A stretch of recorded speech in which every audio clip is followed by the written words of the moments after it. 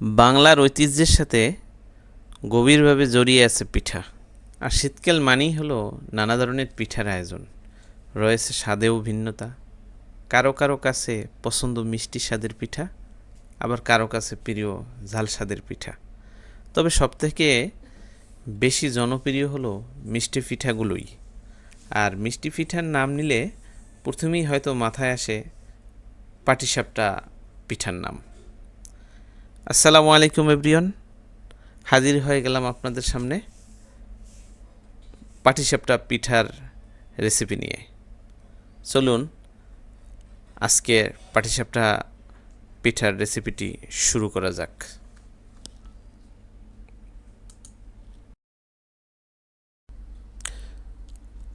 পাটিসাপটা পিঠা বানানোর জন্য আমি দুই রকমের চাল নিয়েছি। পোলাওয়ের চাল নিয়েছি এবং নাজের চাল নিয়েছি। প্রথমে চালটাকে ভালো করে ওয়াশ করে নেব। এভাবে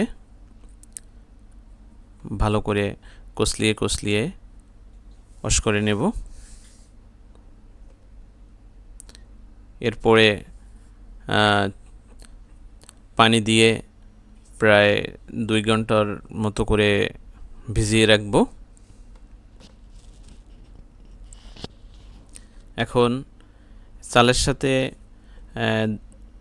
আমরা যে দুধটাকে আমরা ব্লেন্ড করব, সেটার জন্য প্রথমে আমি 1 লিটার পরিমাণে গরুর দুধ নিয়েছি। সেটাকে আমি জাল করে হাফ লিটারে নিয়ে আসব।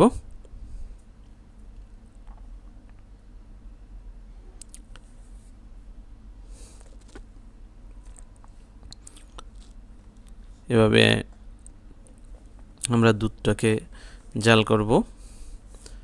আমাদের দুধটা জাল হয়ে গেছে। এবার খিসা তৈরির জন্য আমরা আরেকটি প্যানে 2 লিটার পরিমাণে গরুর দুধ নিয়েছি। এগুলোকে আমরা জাল করতে থাকব। এভাবে জাল করে করে এগুলোকে লাল না হয়ে আসা পর্যন্ত আমরা জাল করতে থাকব। দুধটা আমরা এভাবে জাল করতে থাকব যতক্ষণ না পর্যন্ত বাদামি বর্ণের না হয়ে আসে। এবার আমাদের খিসা তৈরির জন্য পোলার চালের গুঁড়া নিয়েছি। এগুলোকে একটু ভালো করে এভাবে ভেজে নেব।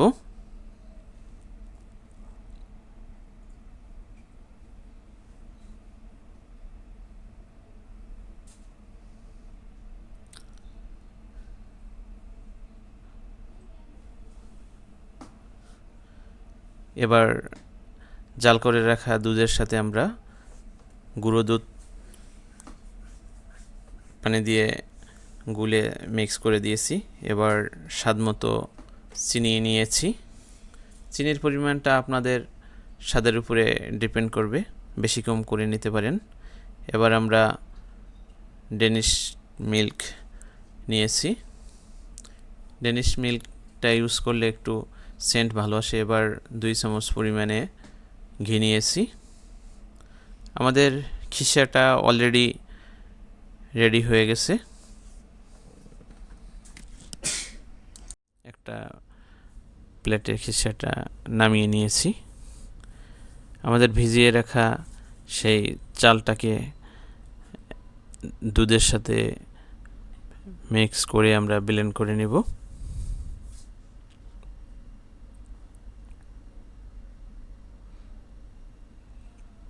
এবার স্বাদ মতো লবণ নিয়েছি। অবশিষ্ট দুধটা আমরা দিয়ে দিয়েছি। এবার ব্লেন্ড করা চালের সাথে আমরা খেজুরের গুড় মিশিয়ে নিয়েছি।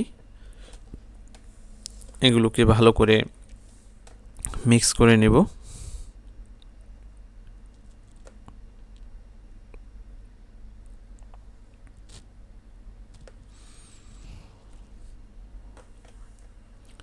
এর সাথে 1 কাপ পরিমাণে ময়দা দিয়েছি।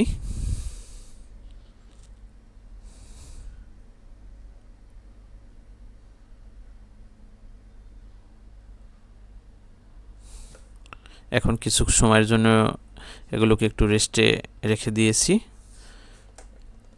রেস্টে রেখে দেওয়ার পর এখন আমরা আমাদের পাটিসাপটা পিঠা বানাতে যাব। একটা প্যানে এভাবে প্রথমে একটা ব্রাশ দিয়ে ঘি ব্রাশিং করে এভাবে আমরা আমাদের পিঠা তৈরি করব।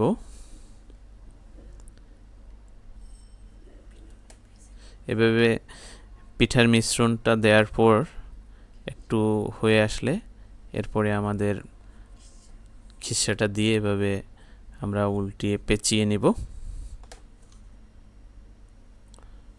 এভাবে আমাদের সবগুলো পিঠা আমরা তৈরি করে নেব। আমাদের সবগুলো পাটিসাপটা পিঠা রেডি হয়েছে। দেখেন আমাদের পিঠাগুলো কতটা সুন্দর হয়েছে, একটু বাদামি বর্ণের হয়েছে। একটু আপনারা যখন খিসাটা দিবেন তার আগে একটু এভাবে একটু ভেজে নেবেন, তাহলে কালারটা এভাবে আসবে। অনেকের পিঠার কালারটা একটু সাদা আসে, যেটা দেখতেও ভালো লাগে না এবং খেতেও ভালো লাগে না। আমাদের ভিডিওটি ভালো লাগলে লাইক, শেয়ার এবং কমেন্ট করে আমাদের পাশে থাকবেন। আল্লাহ হাফেজ।